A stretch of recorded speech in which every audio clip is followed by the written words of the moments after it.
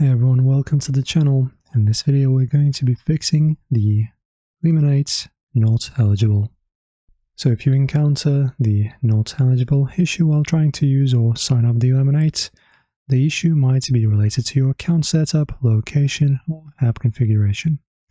And here are some tips to resolve it. Check your country or region. Lemon8 may not be available in all regions. Ensure that the app is supported in your country.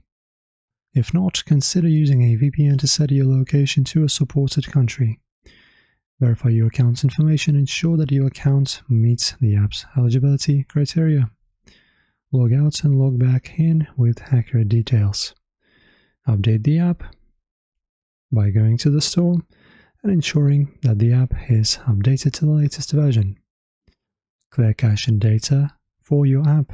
On Android, you can just go to the Settings apps, Lemon8, click on Storage and clear cache and clear data. On iOS, delete and reinstall the app to clear its cache.